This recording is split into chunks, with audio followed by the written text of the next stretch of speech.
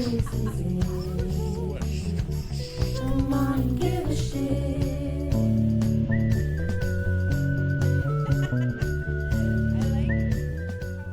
Red leather, yellow leather.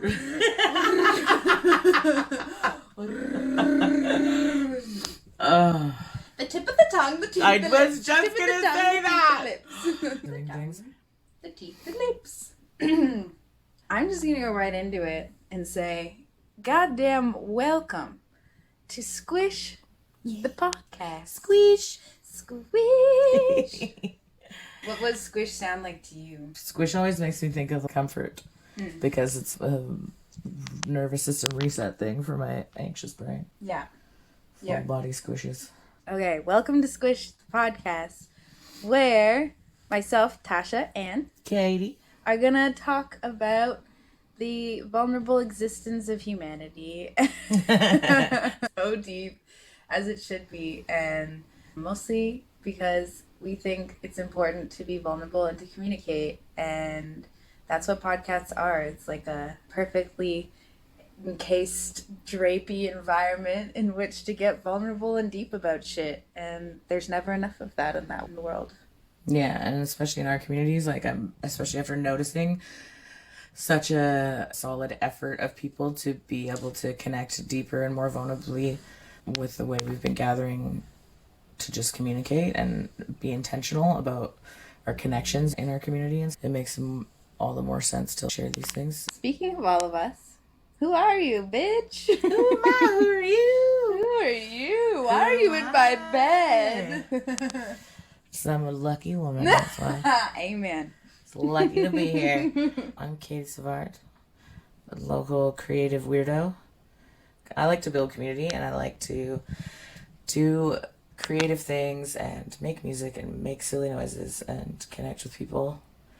And yeah, musician, I guess is what I should say I am. One of the many things that you musician, are. organizer, facilitator, I don't know. Hostess with the mostest. That's, I think, how I first ran into you, is like Hosting is hosting. Yeah. I think I saw you host Burnfest 2 years ago. And I was like, I want that job. So I'm just here to steal your job. I want you to have these jobs too. I'm like, it's funny because the more I got to know you too, the more I'm like, oh, if the scene needs more people who are like crazy and keen and want to do the silly shit that I like to do. And I was like, oh yeah, Tasha's gonna be one of these people who like does these things. And yeah, I think you'd be great with. I definitely want you on like Fernfest organizing team already in general. Thank you. But yeah, hosting was something for me I stumbled into that it became like a really nice outlet to connect with community, because I feel like people are way more comfortable approaching me as the host of an event than like after performing. Yeah. Like people still come up after performing and stuff, but it's just like quickly compliment your set and whatever. Yeah. And then you're often in like performer mode where your eyes are ping ponging in every direction and it's hard to make conversation with people. But after hosting, it's like a different, I don't know, it's like a little bit more. It's like an I'm your friend badge. Totally. It makes it just approachable for things. Like, I'm just like my job is to be here for you. Yeah. But then also, the downside of that is people assume you have the answers to a lot of things. It's true. Oh my God, I'm the a amount host, of questions. but that doesn't mean I know all the things. But then I'm like, now I have to try to know as many things because these questions are coming my way. I was just going to say that hosting and producing is like being the lube between the world and art. Totally. You're like the buffer. You're the like administration question answerer. You also become the lost and found. The finders keepers, the PA at the grocery store. Exactly. Lost child on aisle 2 again. Someone with a Mazda needs to move. Child is having an existential crisis from the clown number 20 minutes ago. If anyone can send a Xanax, please do. Do they make kids Xanax? I'm just, kid is like an open-ended term to me. It's a fluid state. Your version of a kid is like an adult. Yeah. Yeah, I don't think we should grow up. I would love to touch a little bit on like how, like, where you're coming at in this community specifically, like how long you've been playing a role here and how that's changed a little bit. Fuck. 'Cause that's the biggest difference between us, I think. What is the time? Yeah. Oh wait, how old are you? I'm 28. Oh, okay. You're closer than I thought. But you've been here a lot longer than me. In the scene. Yeah, fuck. I've been in Victoria since I was like 11 years old, but I finally went from being like the kid who sings for friends in the basement to like actually trying to do it after a couple of community events. In Fernwood, actually, there was a place called the Orange Hall, which is now just a house. It was a church, then it became a hall, and now people just live in it.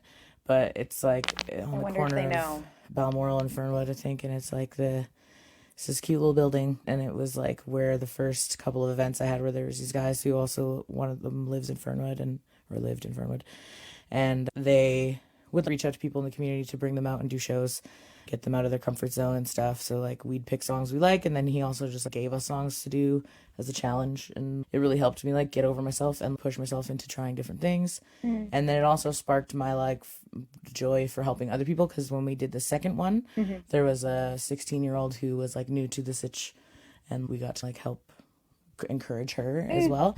So You're like, that it was became me. yeah, and it became a thing that like I always wanted to do, which is why like it was a big part of lighting the fire into creating the youth jam series that I do now through Fernwood. So it's a big full circle moment for me to be doing that. But it's been, I think that first one was like 2011 or 2012 was the first one of those shows, and then I was just like, okay, I'm gonna try to do more music. And then I started just like putting myself out there and going to shows by myself awkwardly and hating it, and driving my friend Marco home because he didn't drive at the time, but we both lived in Langford and I was always sober. So I would like, a lot of the shows I would go to were his, and then Keeping our girl accountable. yeah, and then he would just introduce me to people, be like, she's just here kicking it, make friends, because she came by herself, and so I would make, it was, going by Aw. myself was a good way to meet people, It is. as daunting as that can be. You just But, faced that discomfort, sounds I like. hated it. It was, Yeah. I was such a like forced extrovert. Like Yeah. I enjoy people and being social, but like the extrovertedness needed to like get into the music scene was a whole other level that Yeah. was like very intimidating and overwhelming for me. No kidding. But I met a bunch of people at a show of Marco's, like the Crude Culture Ska Society people, and they were all like super, super friendly and welcoming. And Jesse's mom and him were teaching lessons at the time, and I took a few piano lessons from her. And I was like, oh, I play by ear. I don't know a lot, but I've written a song basically just like knowing what I know. Can I show you it and you can tell me what I'm doing wrong? And then it can give you an idea of what I know and what you can teach, like where to go from there. And I guess at the time, Jesse was staying with his parents or his mom, and he heard me singing in the other room, and like it was like, hey, like I have these songs that like don't, he was in the band Rocky Mountain Rebel Music at the time, and he's like, I have these songs that don't fit for this band. Do you want to jam them out with me? And so that was like another really fun thing. Can I ask you a question about your voice in a second? Yeah. I'm just like, did you smoke like 50 packs a day when you were a kid, or are you just born with this like I just fucking have that. I don't epic know what it timbre? is. I don't know if it's, well, I smoked a lot of weed. Yeah, like I was smoking weed since I was like 12. Yeah, But I I feel also like I went through a cigarette smoking phase, but not, I didn't smoke that no, much. you sound like But someone who's I've you always sound had like quite a low. yeah. And my inspirations were often these soulful voiced women, like a Yeah, lot the of grit. a lot of black women in music were my inspirations and stuff. But I think actually, you know what? I just was screaming and yelling a lot as a kid growing up. I grew up in a traumatic household where there was a lot of yelling. So to be honest, that's probably what It's a channel. probably what's turned my voice into what it is. Not smoking, but yelling. Maybe, I don't know. Yeah, you But I got definitely did just always have it. she got the trauma pipes. It's trauma pipes, yeah. But the low stuff was always natural there. And yeah, I met this crazy community of people. I threw myself in the deep end. I even did things I was like, I don't have any idea what I was doing at one point. Rocky Mountain Rebel Music wanted a background singer. Jesse brought me to that as a trial, and I was like in way over my head. I was like, I have no idea. This Do you is remember crazy. any of the songs that you sang back then? Yeah, all of them. Oh yeah. Can you do a little show us a little bit of From one? like from Jesse What are and those I's first things. songs? I'm putting you on the spot. Jesse and I, we had these songs. We do them every once in a while. Now, there's one I always really, that's like You're talking about your voice now. the hook or whatever of it is. Whoa, let the swells and the waves come rock my ship, I said, hey. Oh, let the swells and the waves come. Swells and the waves come. Open up your heart to start. Don't let the bad times tear your world apart. You know the woman once said, if you shield the mountains from the windstorms, you'll never see the beauty of the carvings. Yeah, there's some. I still remember all of the Jesse songs. We did this album. Jesse went to Indonesia for a while with his family. Yeah. And he met a bunch of musicians over there, and he's like, I'm gonna record all the instruments here with these guys, and then we'll do the vocals later. So we called the project Tiny Ocean Project, and it's on Spotify. There's songs on Spotify you can hear. Yeah. That are from my older days, and you can even tell the difference in my voice between then and now. And it was chaotic. It was like crazy. I threw myself headfirst into it. At one point, I was in Downtown Mischief, the leg up program, Sex With Her, like all the same time. Like I was in like multiple bands at once, doing as much as I possibly could and wearing myself thin. And Ooh, were you burning out? yeah, I do that often. Oh, you burning out, Kady? And one of the craziest days No. was like, I think it was the 2014 or 2015 Ska Fest year. I played Fernfest, Ska Fest, and a show at the Canby in the same day. It was really stupid. It was really Were you dumb. lead singing all of them? Yes, yeah. No, because Downtown Mischief, I didn't really do True. a ton of leads. There was some lead moments. So the Downtown Mischief show was like the chillest of those. Crazy. The leg up, I had a good chunk of lead parts, and then Sex With Her, I was like one of the main lead singer. Like pretty much did a lot Sex of the With lead Her is singing. such a good band name. There's only a few songs out under that from like when I was in it. There's like a handful on that we released once upon a time. Amazing. We made a little EP called it $20 to Fight the Champ. Based on a photo of Graham asleep in our kitchen back in the party house days where Nate and I lived together, and there had been a mud wrestling themed party like weeks before, and this handwritten cardboard sign was still kicking around that said $20 to fight the champ, and Graham was asleep on the kitchen floor for some reason, and so we just put this sign in front of him and took a photo, and that's the album cover. Is that Graham, Boosie Graham? Okay. What's that band's new name? Gun Street Ghouls. Okay. I don't know if I know.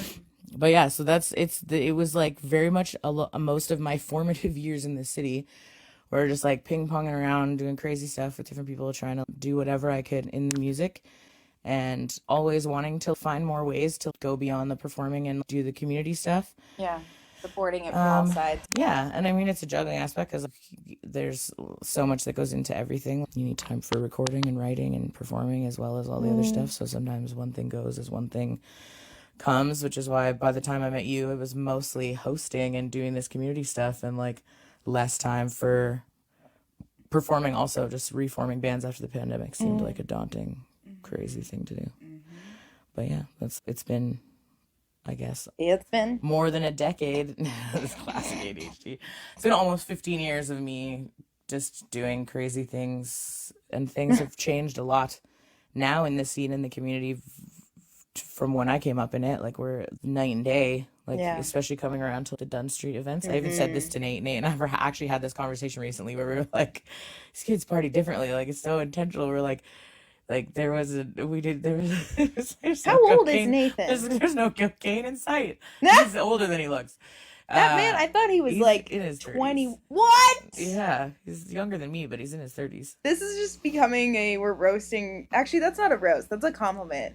That Nathan man, he is looks so young at heart. young. He's young. He's also in skateboards a Hot. lot. He's He was very in fit. Hot Pot, Yeah. so I was like, oh, he's like young, like he's baby. Because him and I both had this similar offense, Hot experience Pot. of just doing things a little differently than the folks around us, and we're still seeking that community and creative artistic connection, whereas a lot of other, not that they're not still seeking that connection and stuff, but a lot of the musicians we came up with are like married and having kids, or and still are doing it, changing. but like slowing down. Yeah. Whereas Nate and I are still really enjoying that aspect of that of the community social realm, and so coming and finding all these new folks who are like really like-minded and really like keen to do similar stuff, and we're just cackling about the fact that parties start at 7:30 now and end at respectable hours. Yeah. And nobody's really fucked because up. we don't want to You burn don't have out. to drag anyone out of your bathroom at the end of the night. You don't find random people asleep in your storage areas, like No. without their shoes on. Like what? People don't accidentally almost light your house on fire. I don't know. No, it's like almost like 95% chance that I usually leave my own parties and go to like sleep somewhere else by 1:32. I know, it's Or- shocking. There's the amount of times we went Yeah. till 7 a.m. in the old days. We would do that too, but we'd all pile into a giant bed together and cuddle. Yeah, you guys do the going till 7 very differently. Like, We we just, like, everybody, for do. me, it'd be like, I'm trying to keep up with everybody We who's, drink like, our cacao and our bone broth. yeah, whereas, like, back in the day, like, I'm just, like, smoking weed, hoping I can stay awake long enough to keep up with everyone we've done who's, that like, too, who's but doing the skiing. And then they've been going all night at 7 a.m. My ass is ready to go to bed. I go take, like, a nap. I wake up and then they're like, let's day drink and go to the beach. That's a trap because they are just going to crash and then you're day It's a drunk trap. by yourself. That's why I used to get into that trap a lot back in the day. That's me being in this scene, basically, is just threw myself into it, found some good people, and then that crew of homies that, like, Jesse introduced me to was, like, a big influential well, it part sounds of like it all. it nurtured you a lot. Because It like did, you for wouldn't sure. still be this committed to it if it didn't bring you a lot of Yeah, wonderful things. it would basically, like, my whole world is like community music and stuff. Like, especially the whole neurodivergent aspect and just coming from the stuff I came from, developing myself as a person is something I've done a lot slower than a lot of people my age. And music has had a lot to do with that. Something that I'm probably always going to be passionate about, whether I feel like burnt out and needing a break from certain aspects of it or not. It's so accessible and adaptable. That's all art, really. Yeah. But it's always just like a resource whenever you're in any kind of headspace. Mm-hmm. Yeah, that's awesome. I love hearing about your journey. It's been swept up by all these lovely bands, and they just like help like keep you afloat through it all. Yeah, so and different groups of people just like meeting and making like wonderful friends. And music, it brings you like these instantaneous connections, which can be like, it can be good and bad because a lot of the times we like, as artists, we like fleeting. let people in really quickly because we like connect on that level before we either know who they really are or we get attached to the point where we like, it becomes a hard thing to accept that it is fleeting and that in music, like, people come and go in your life. Oh, yeah. And in a lot of different ways. It's Or they're, like, performative by moving or nature touring or- too. Exactly. So you're putting on this like facade, and you don't actually get to the meat and bones as quickly as you get to the facade, and then you have to keep that face on. And it's not even like a thing people do deliberately by pretending to be someone that they're not. But like, I feel like if you're on stage and people are applauding this version of you, you're gonna try and stay being that Totally. version Oh my as God, long yeah. as you can be. And I struggled with that in so many aspects just because coming up in the like household and energy that I came up in and stuff, and just like being like such a people pleaser, that it's okay, this version of me people like, so like I need to try to continue to be this version of me, learning about like my neurodivergence and masking and all these things. Yep. And like realizing just how much of that was like masking gives you a whole other level of burnout where you're like, oh no. I'm just existing in a performance. But yeah, who is Tasha Cadence in the Who's- community? How did you find your way into it? Whose am I? Whose is you? Whose is me? I's is.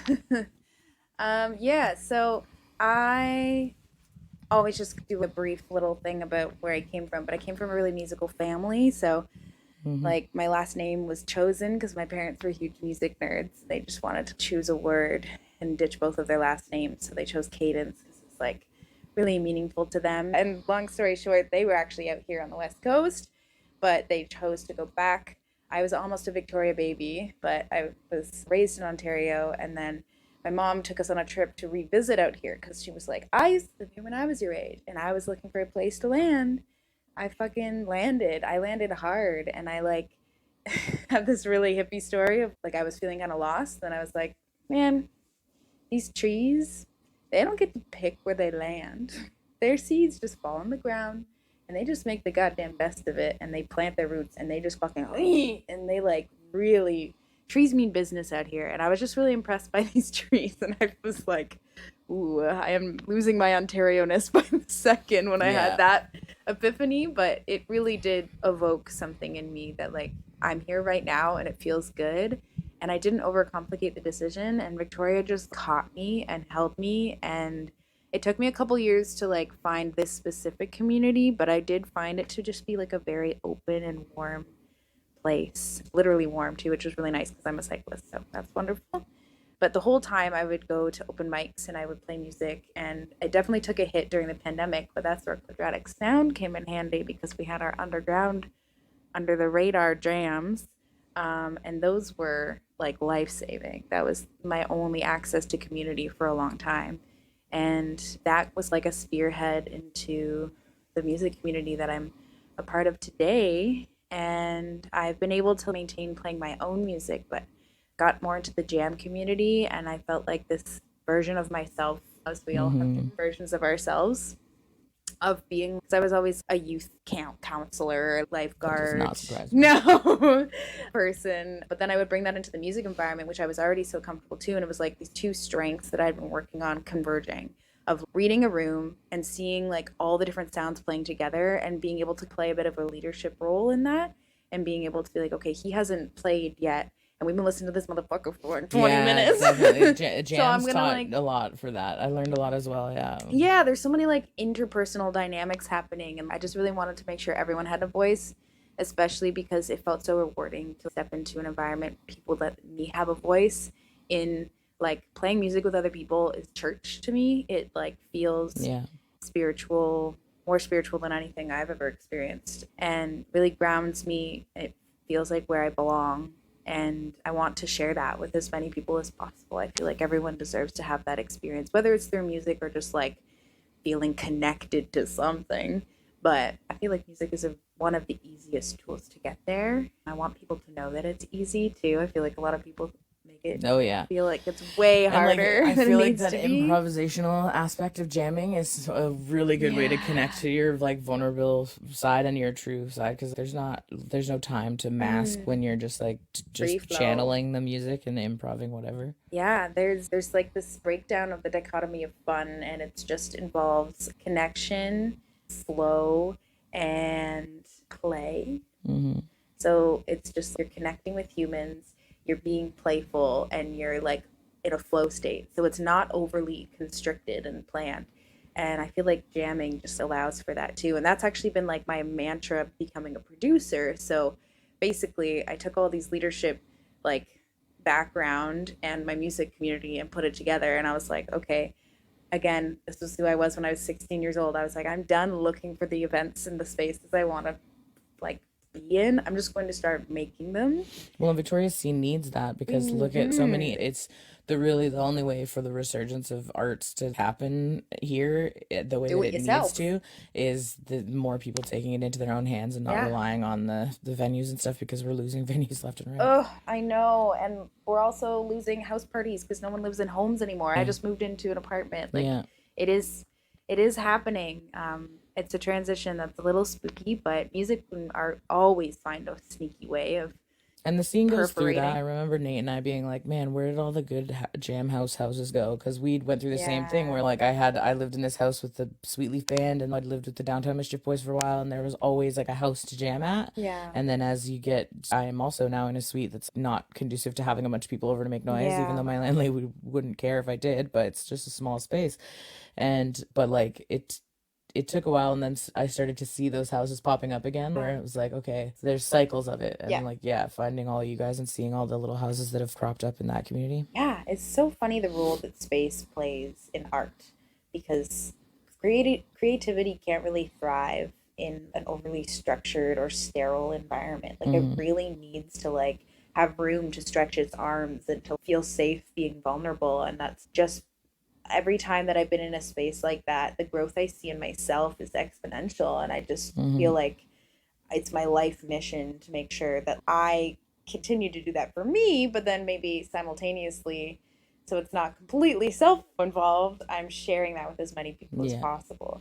And we need that a lot. Like the like existence of a third space is a thing that like has died off a lot over like the years, and that's something that's so conducive to art, is like just places where people gather and create, where it's not always a ticketed venue, where it's not always like the bar with the house band or whatever. It's like a third space where like everybody joins in and whatever, and so we need more of that. Perfect. I really love that terminology. It's not mine. I've never heard of it. There's a whole good article about the loss of the third spaces, but it's especially in like old culture. I think a lot of it comes from like the old blues culture and jazz scenes, like a lot of, I think, and there's a aspect of it too that comes from like artists who weren't welcomed in other spaces, so they Yes. created this third space where anyone Yes. could come and The create and do this oppressed. art.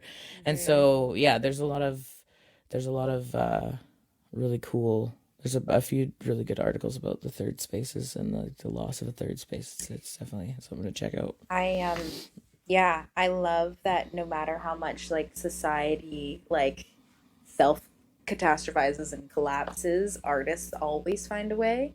So I used to live in Windsor, Ontario, which is right across from Detroit, and in Detroit they had an awesome music scene, but they had no fucking venues, and like that ghost, it's a ghost town. Like you'd be downtown Detroit at 5 p.m. on a Tuesday and like skyscrapers all around you, no cars.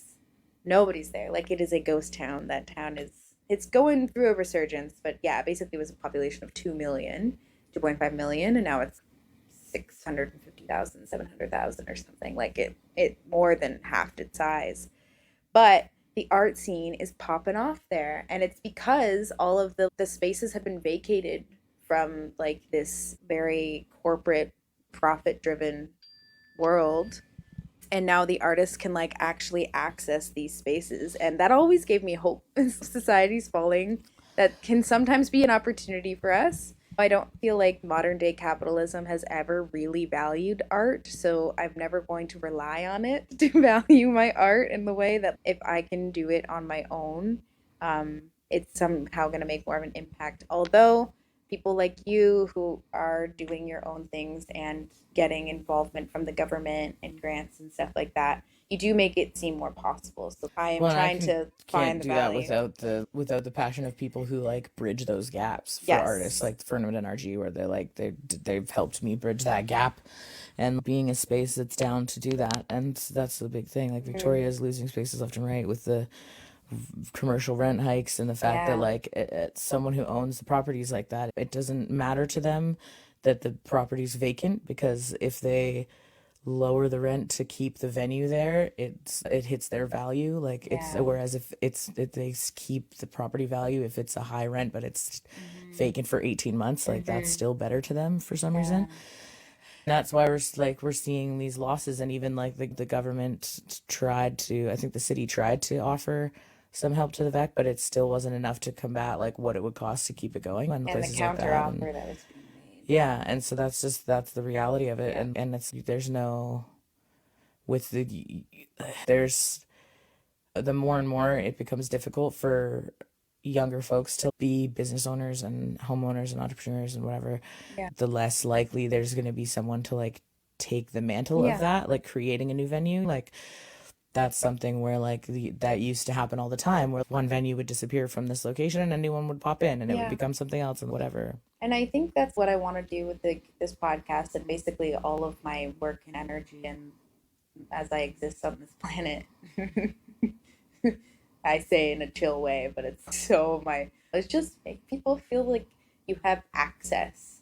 You can create access, and the barriers between you and creativity and music and the communal shared experience Yeah. of art is actually accessible. It's so right in front of you, and there's so many of these like real life like boundaries or like barricades, one could say, but then there's also like the internal barricades, and I just think Totally. that you and I have like, we've cracked a bit of a A code. huge part of it is the internal stuff, because Yeah. like just getting over myself to get into stuff, and even just Yeah. writing the anxiety of and imposter system around writing a grant and being able to like do this program and do it well enough and whatever, take on this daunting thing. Yeah, and that's a big part of why I am the way I am, because like I felt like there was a lot of gatekeeping at first, like coming into the scene myself. There was a lot of clickiness. There's a lot of like, it felt like there was so much you had to prove to be part of anything. And then there was like, it just felt like there was a lot of barriers to access. Yeah. And so for me, it was just always, okay, whatever I do,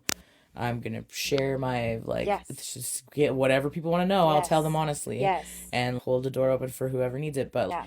and create space as much as I can for those people. And that's why I'm always down to answer random questions. Like people randomly DM me asking me stuff, like, and I'm like, I'll just tell you what I know. And one of those being me, being like, will you make a podcast with me? And you show up. And I love on doing a stuff cold, gross day when you haven't slept and you still show up. Doing stuff with you. And it's really Plus, this special. is something I wanted to do. I wanted to do podcast stuff for a while. I think it's a good place to stick a bunch of resources. And it's interesting too, because we like started this tangent with like, we have to do the internal work. And it's like, when we ourselves feel like there are barriers mentally, that creates the projection of the clickiness, because it's like people are like still trying to like have barriers and protect this thing that is so sacred. But in that protection, you're actually still making like other people feel intimidated. But that all needs to get fucking destroyed. It needs to get torn down. And like, it is sacred and we do need to protect it in a specific way, but the gatekeeping and the power dynamics of the music world, or like I would just say of capitalism that creep into the music world, actually sharing it is the strength, and that helps it flourish more. And Isaac has this great thing that like people aren't just born geniuses. No. They have to start awfully. Everyone has unless to you start. believe the plot line of the epic 90s movie Baby's Genius. Baby Genius. Or 2000s, I guess, whenever that came out. Yeah, but it's just, so I think access is like that's like the thing driving me forward. And I get really disheartened when I see people, and this is something that I want to touch on maybe in future episodes, but the cancel culture nature and just people doing accountability wrong. Because you do need to stay accountable and you do need to protect these beautiful spaces and people involved, and we get so vulnerable. But artists are putting themselves out there constantly with a brand new idea every single time, and those ideas cannot all be correct.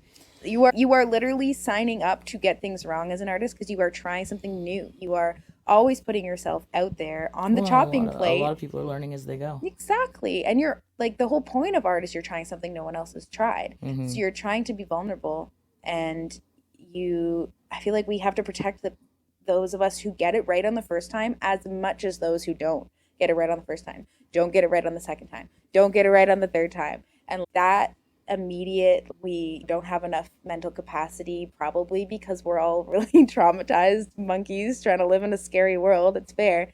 But that's what I want to make sure that as like an event person and like a space holder and a producer, I'm supporting that work of making sure that everyone has a voice and we face the discomfort together and we don't avoid it, so that we are continuing to grow as artists rather than just like putting on a good show and staying comfortable. And you know, you gotta be uncomfortable in the, because there's gonna be so many people that you have to encounter or potentially even work with that like they're maybe not terrible people, but you don't like them or you don't click, you don't get along. Like not everybody's gonna be a perfect fit, but there's very little workspace in this realm sometimes, so you have to sometimes work with. Not that saying to like work with terrible people who don't want to do any accountability for whatever, but might have happened. But it's a really nuanced topic to think about how people can go about that the right way. Like and I feel like right and wrong is such a nothing is black and white. Nothing is that art. Black and white. And there's so many like factors that go into it all that it would definitely be something to dive into in parts, because there's all the things like people bring into the space with them from past experiences, and I know that's played a part in me interacting in difficult conversations, my own past triggers and stuff, and just learning how to, even people I'm like really close friends with who I've known this entire experience, sometimes still have to sit down and be like, okay, we need to come up with a better plan for how we communicate, because this doesn't work. Yeah, and I think maybe what you were talking about in your story is like you've grown in this community and you've stayed by it, and that takes a lot of work.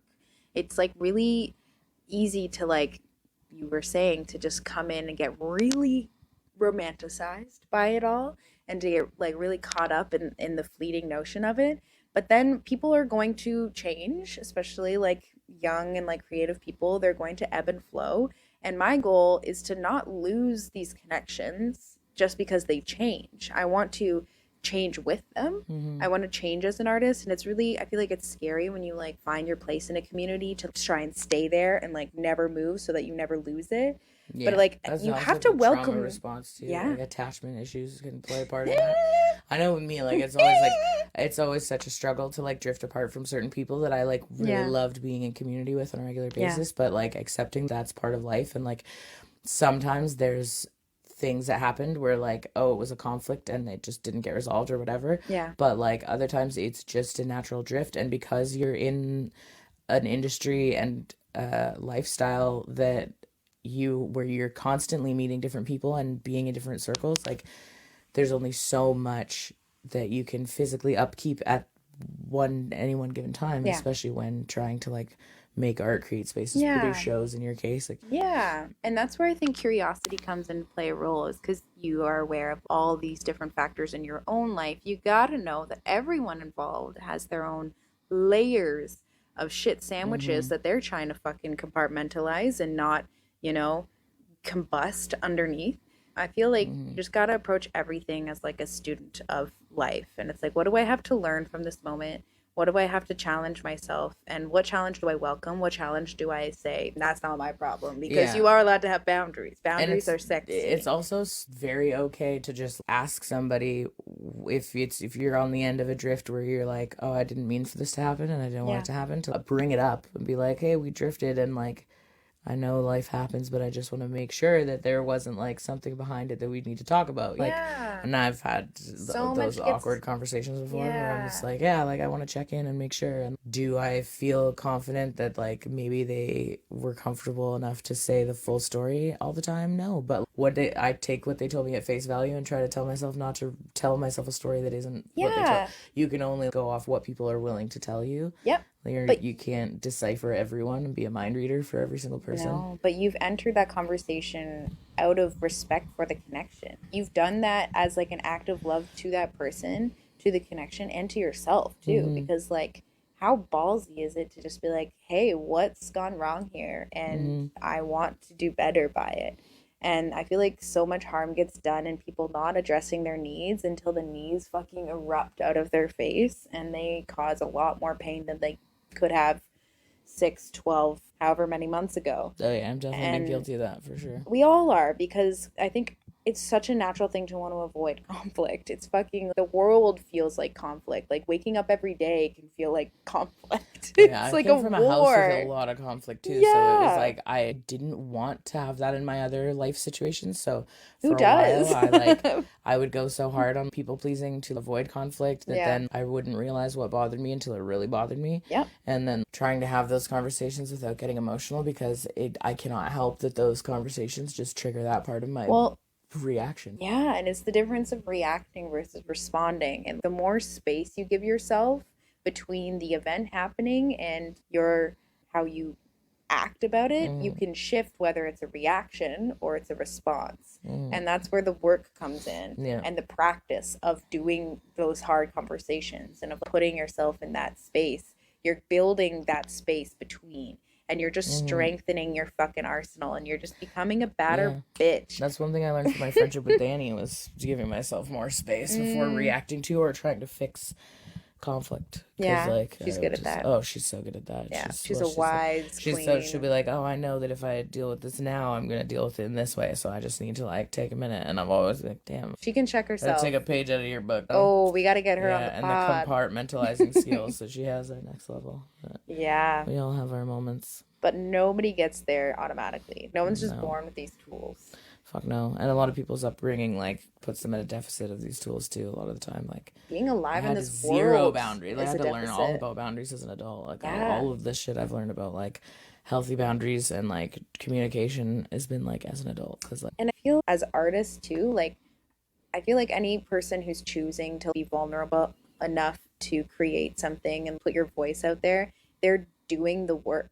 And there's a reason that a lot of artists are put on these pedestals and then criticized endlessly. And like we all fucking that's why combat putting people each on a other. pedestal is a bad move in the first place. It's a bad move, but it's so people are always like, oh, you're modest when I like downplay certain things, but it's less about modesty and more about I don't want to encourage any kind of vibe that makes one person sound like they have more to offer than anyone else. No. Like, it's just like I just don't see the point in that. So like, even if people are like half kidding when they say certain things, I kind of downplay it because I'm like, I just don't like that aspect of raising one person up higher than another, you know?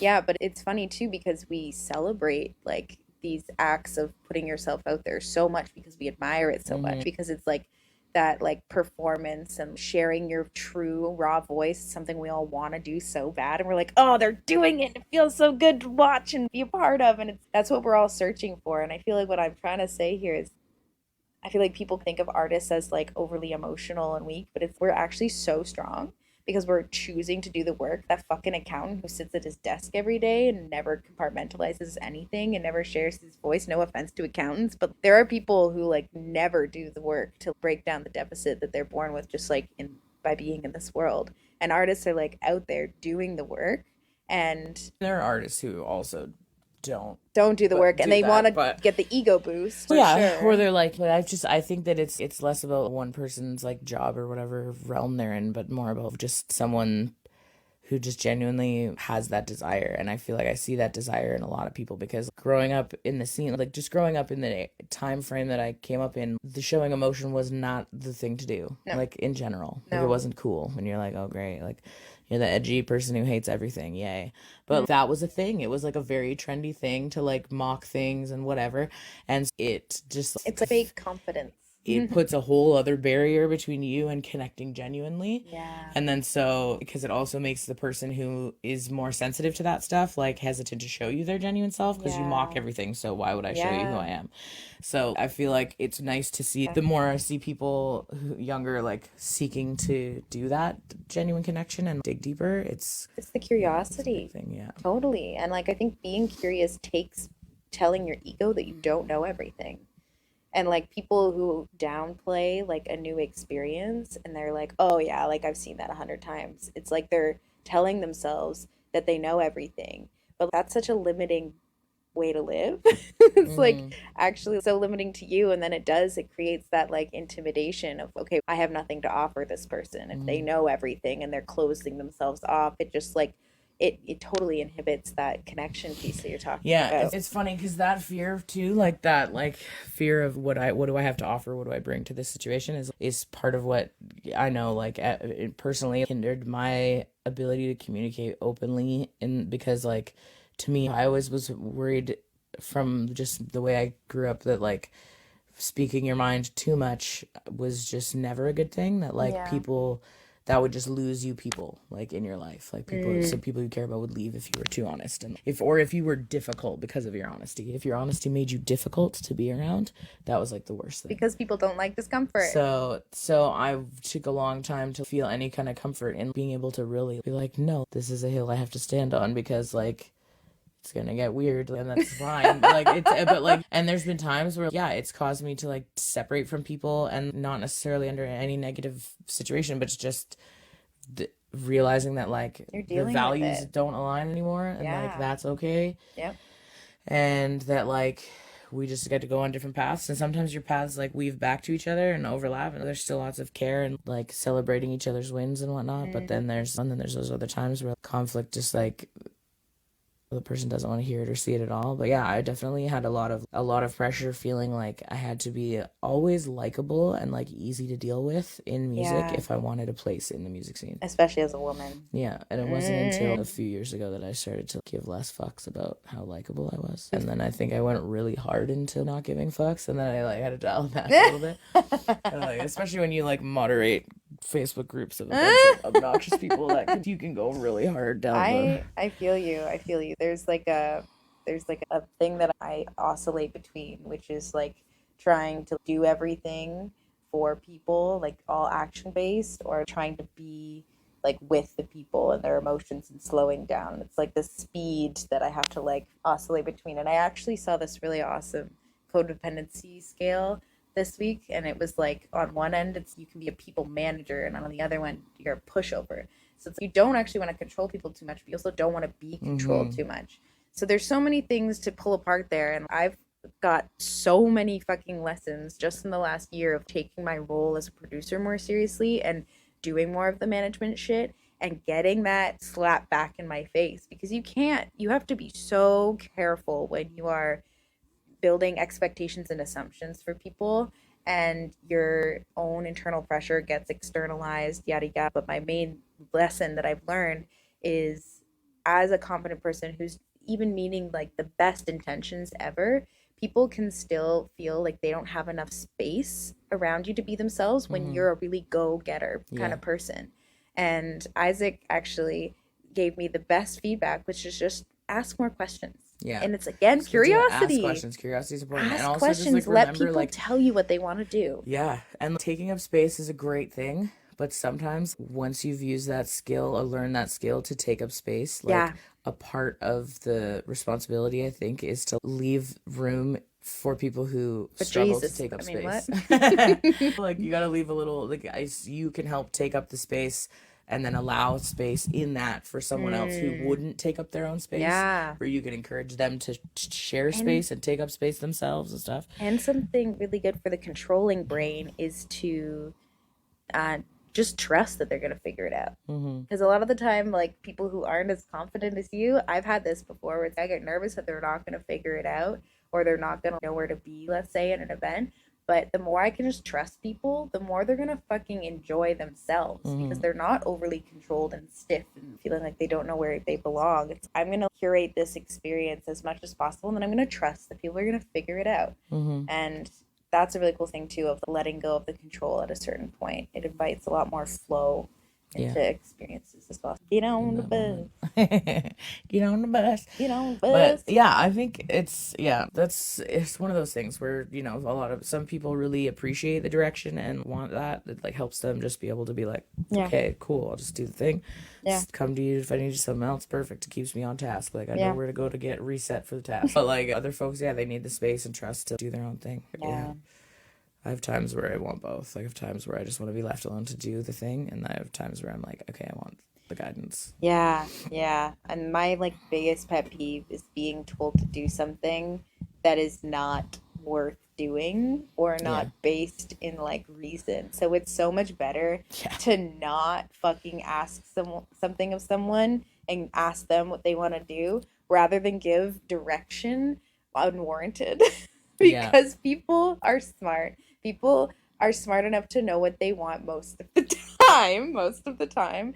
And that's why I want to be my own boss pretty much for the rest of my life, is because I work for so many people where I want clear direction from you, but also don't you dare fucking tell me what to do. And then I'm stuck in this paradox. Like, you can't just be like, oh, because I said so. Like, that's not a real thing. Like, as an adult in the world. I would. I would make my teachers cry. I would make them like so upset in elementary school, because I was like, I know that you don't actually have any idea what to do with us today, and you're just trying to fill the time by bossing us around, and I see right through it, and fuck you. And it's this poor woman's just trying to do her job, but I'm just like, I refuse to fucking submit to your bullshit. Like, my time and energy is precious, because especially at that age, I definitely have a big ego, and I love who I am, and I love the energy that I bring, and I can definitely value that a lot. And I think there's balancing you need to do in that as well. Totally. And giving your time to others is like such medicine. Well, yeah, just asking people questions, like you said, and talking to people, getting to know people, and letting them behind that curtain is key too. Because a lot of the time we roll through doing things and we don't realize like how we're coming off. Like, sometimes I remember years ago someone thinking that I didn't like them. Actually, I think we were both under this impression that like the other person like wasn't super fun. Like, we were just like, I don't know how you feel about me type of thing. Yeah. And it had nothing to do with anything real, except for the fact we were both like quiet. And for me, it was like, I was usually in a sense where if I wasn't in the performance headspace or the jam headspace or whatever, it was just like I would socialize with people I was comfortable with, and then I would just keep somewhat quiet, just because I was conscious of the fact that like I'm a talker and I do take up a conversation a lot of the time, and so I would try to be quieter around certain people, and then like it, and just like realizing when like my neurodivergent, like introverted, like brain was like making it seem like I'm less engaged than Yeah, more than I people will am, fill that where I'm like, quiet oh shit, space. that wasn't the intention. Just like just existing weird brain spaces. I Yeah. made it seem like I wasn't interested in connecting with you when Interesting. I am, Yeah. but People fill that space with their own anxiety. yeah, and we'll tell ourselves whatever story, right? Because we're like, this is what makes sense, or you're so used to that in the scene that people just will dismiss you because you're whatever, or for whatever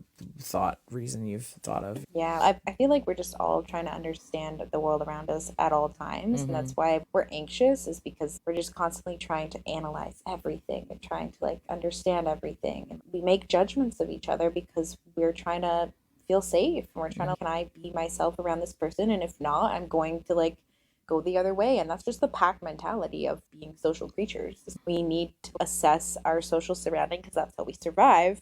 I love going back to monkey brain because it really helps me feel a lot less fucking crazy about being obsessed about all of the people in my life because I'm such a socially driven person. Yeah, I definitely feel it too, where there's been times where I'm like, okay, I want to be around the people I feel most comfortable around, because for so long I've like forced myself to be in circles I didn't feel comfortable in because I was on like a mission to fit in or be accepted or be of which value is or so whatever. Normal. And then, not realizing until later that like the values aren't aligned or whatever, or just from that starts to become like more and more obvious when life just takes you in different directions. Yeah. And then you're like, I have no choice but to seek out new connections because like I still need to do that same community thing. Yeah. And I try and keep all my like connections under this like 50-50 rule of like, I just want to feel matched.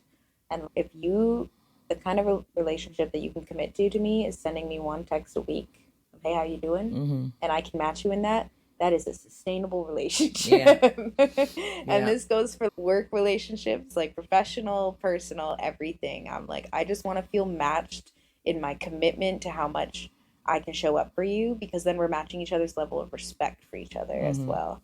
But we're getting into the nitty gritty of like the experiences we've had that have taught us why vulnerability, curiosity, conflict resolution, and just like communication are so important. And I think those are like the guiding tools for me to move forward. And those are a lot of the tools that putting myself out there as like a producer has like really reinforced and taught me a lot even in the last 6 months. And I want to share what I've learned. Just like really stoked to share that. Yeah, that's something too. Like one of the main driving forces between doing like podcasty things or like wanting to do that is just to have a resource for some of these things where like it's like the things that whatever random nonsense like we've learned in our experience can help somebody else along the way. Yep. And there's a place you can put it all. Yeah.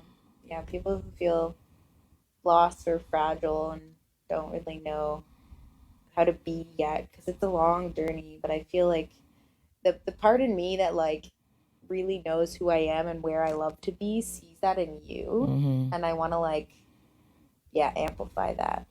Yeah. And I know that it's not been easy for you. That's why you fucking value it so much. And that is why we like need to hear your stories. I want to share my stories too. I feel the same way. I'm like, oh, it's like I see a lot of that. I see a lot of my like younger self in you as well, especially, but in you're like an unstifled version. Like less of you is stifled, so it's like you're just like bursting at the seams with the you-ness. Thank you. Hello, friends. Thank you so much for listening to episode 1. We totally forgot to record a visual exit of this interview because my camera died and I'm pretty sure I had to take a poop. But I love you so much. Yeah, we love you. Thank you for listening to Squish, the podcast, episode 1. And we promise the audio quality and general experience will only improve from here on out. We love you. Bye. Bye.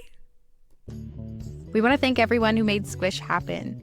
Specifically, we would love to thank Alana Alstrom and Renata Baldwin for the wonderful background music for our intro and outro, as well as all of our vocal squishers who offered your cute little voices. So adorable. We love you so much. I want to thank Kady for editing together our intro and outro soundtrack. And Tash for doing the video editing and a bunch of great graphic design work. That's right. We're thanking ourselves because we fucking did this, bitch. If you've made it this far, thank you so much for sticking around, and we hope to catch you on the next episode. Heck yeah. Thanks to everyone for being part of it. Love you. Love you.